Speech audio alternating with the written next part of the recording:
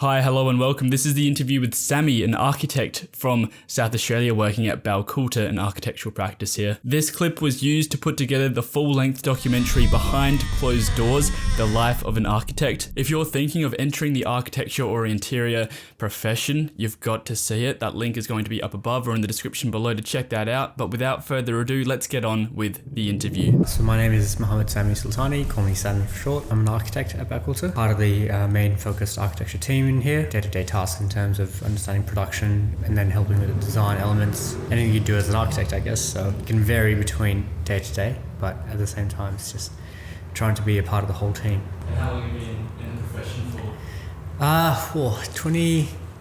I graduated in 2014, but I started actually working and had some work experience while I was at third year uni. That'll make me almost like 6.5 to 7 years. It's been a very quick 6.5 years, I guess you call it. It's just gone by the flash of an eye. So yeah. Why architecture? What made you want to be an architect?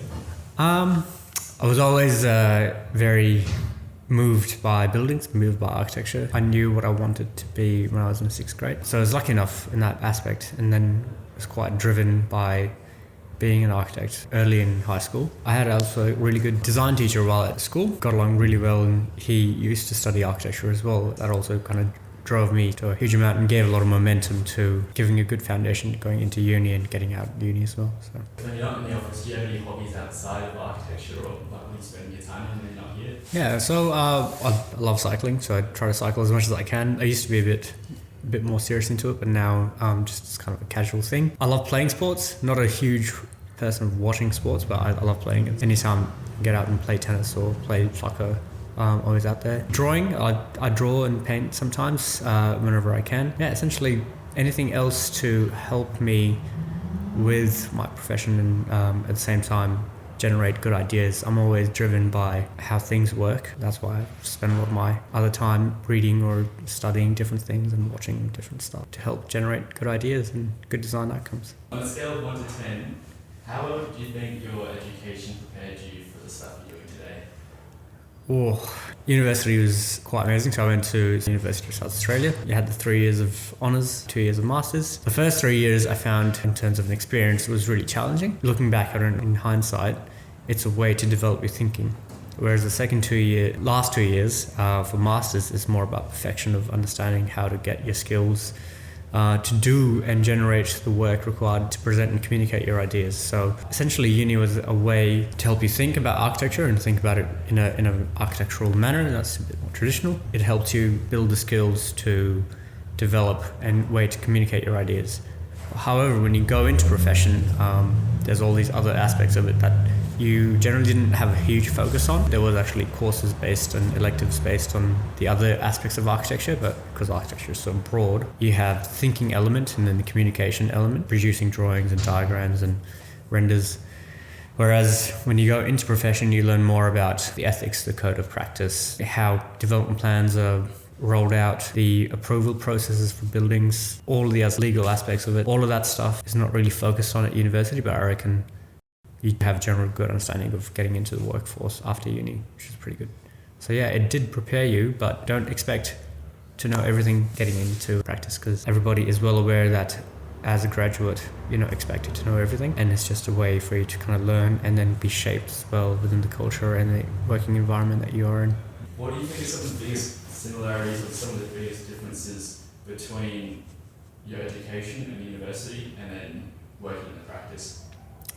The biggest similarity is that everybody's driven by architecture. Everybody's driven to an agenda, an architectural agenda, and a way to provide a better outcome than what is exactly there. So I guess that's the biggest similarity, is that you have people who are more senior, more experienced than you. They're still driven by the same passion that you are driven in. The biggest difference is the thinking in terms of how to do it. More traditional practices and different architectural styles, that can also be quite different. At university, it's a bit more independent and you formulate your own thinking. You have an architectural style that you prefer. Whereas if you go into practice, and depending if your architectural style aligns with the practice's architectural style, then it can be a really easy moving forward. But if it's not, then it's kind of hard to align that, and you have to reconcile within yourselves why that is. And what does good design mean? Does it mean that it's something that you like in terms of being, I don't know, just minimal design or minimalistic in approach, or is it something that is quite expressive and colourful? So you just really have to kind of question yourself all the time. If you could sum up your experiences of architecture school in, say, one word or one sentence, kind of, or even like a couple of keywords, how would you do that? Yeah, a couple of keywords. One is culture. Particularly lucky in my year level that we had a very strong culture. Everybody got along with everyone. That also drove each other to being a bit more competitive, so that's another keyword. Being able to understand who does what. So if someone's really good at something, you'd be able to go and help each other as well. So that's why I said it's good culture. So I think that's the two is probably the main, culture and competitiveness. Yeah. Is there anything you do, say, in the morning when you first wake up, or any kind of morning rituals or activities you do when you first wake up and want to get into the office? Yeah, so it does change from depending on which stage of your life you're at. Our office resides in the Adelaide city.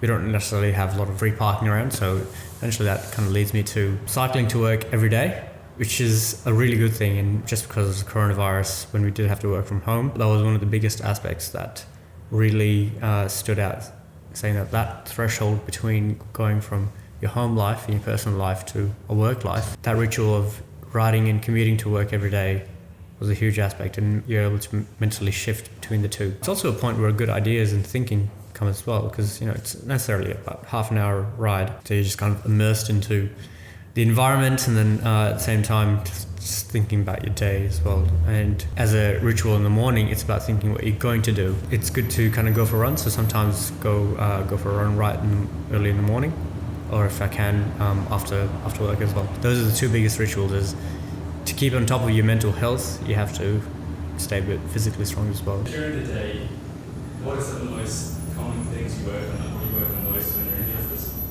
So we're essentially a Revit-based practice. Everything we do is either in some shape or form around Revit. So we're using Revit as a program to generate most of our ideas. There are a couple of different ways in terms of modeling. So it can vary day to day, but most days it's actually either Revit, and then if it actually requires InDesign is a huge aspect, so the whole Adobe suite. Being able to craft things as well. So either you do it through a 3D printer or you actually physically make models. Being able to have that ability to kind of craft something really nice and neatly and quite efficiently as well. What are you enjoying most about being an architect?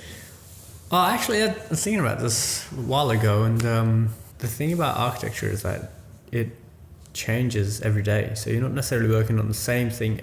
Well, it may seem that you are, but you're not, because, and this depends on the practice that you're in as well. The phases of projects change between their timelines. So some days, you might be in Revit for a whole week or 2 weeks and trying to produce something and get it out and trying to make it work and be perfect.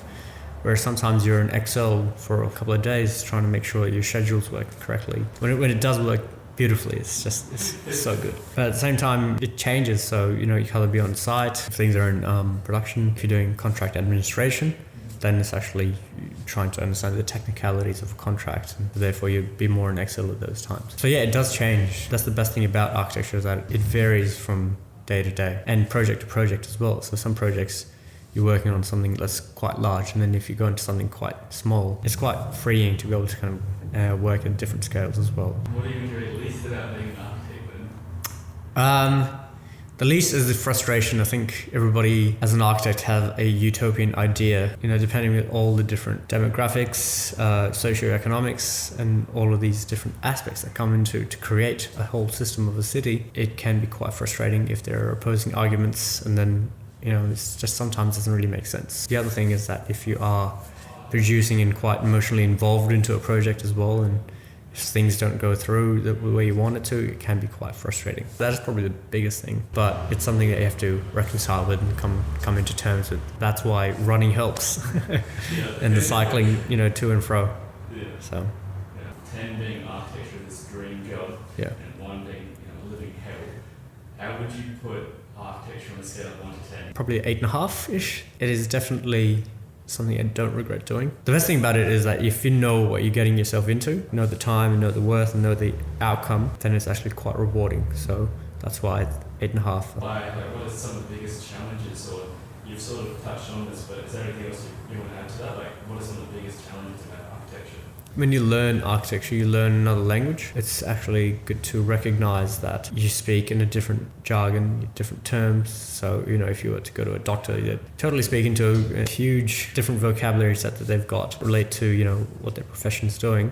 Same thing with architecture. We look at things differently and we use words that don't necessarily mean the same thing in plain English. So the challenge is communication. How do you communicate your ideas? And that was one of the biggest things I was actually focused on uni, because if you're not able to communicate your idea and express and do it justice, then actually you're not expressing yourself quite well. So how you do that is quite hard. So the challenge is that you are immersed in a disciplinary and inter-industry communication. So, you're talking to lawyers, talking to doctors, talking to developers. All of these people have different languages that they speak and different ways of understanding architecture, because that's what you're producing for. If you're able to communicate what you're doing, what the merits are, what all the basis that you put your design thinking into and taking it forward, that is probably the biggest challenge. Because if you're able to communicate well, then you're able to get a project to go through and go ahead. So if you could go back to when you first started, I guess before uni or your first year of uni, would you have any advice for your younger self? Oh, yes. Discipline is probably the best thing I could say. When I was at uni, we used to do heaps of all-nighters. Worked really hard to understand everything and try to produce and work. But necessarily not having the right amount of discipline. When you are working, you're not actually working. One thing I would say is to have dedicated zones of working and just make sure you stick to it.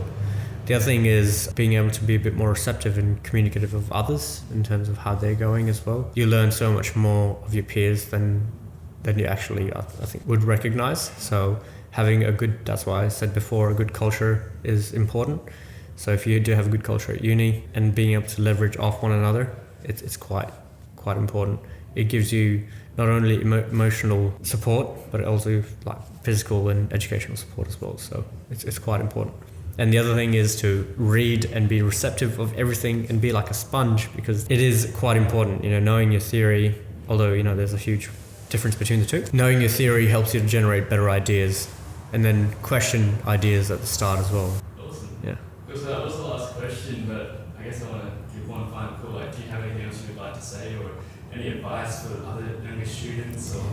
Yeah, I think I want to touch back more on why I do architecture as well. I love architecture. I think it's something that drives me, and it's not only that, it's the fact that, and I don't want this to be an elitist thing, it's the fact that you are putting yourself and devoting your time and devoting your skills to a better outcome, something that means a lot more than other people. So especially my focus here at Baukultur is to provide a perspective and provide an architecture that are able to help other people, whether it's through being able to increase the capacity of the city, increase the production, or also just having better design elements and better appreciation and education of it. Why you'd be an architect, it's not a self-justification in terms of the profession, but it's more about you have to provide a considered approach, considering all the elements that are required. So economical requirements, socio-demographic understanding, political understandings, and political environment, sustainable understandings in the environment, and then on top of that, innovate. You're supposed to be innovative in terms of what materials you use, what materials that you could use, what are some things that we've just based on and then took for granted in terms of knowing, so in terms of how windows work and all of that. But at the same time, what are the ways that we could do it better? Why I love being an architect is that you're able to take all of these aspects and then join them and then create something of an outcome that will provide a huge range of meaning in terms of whether it be a practical, comfort, or if it's something of a signature building that creates better tourism, better culture for the city itself, and for the whole city to be proud of having that. So that's why I became an architect. Yeah. How bloody cool was that? If you haven't checked out the full-length film Behind Closed Doors, The Life of an Architect, you've got to set some time aside for that, because it's pretty incredible what some of these guys have to share with you, some information and resources that will be really helpful if you're thinking about studying architecture or you just want to get an insight into the profession. So if you want to check that out, you can click that button to the side here, or if you just want to go on with the next interview, check out that button to the side there. Catch you there.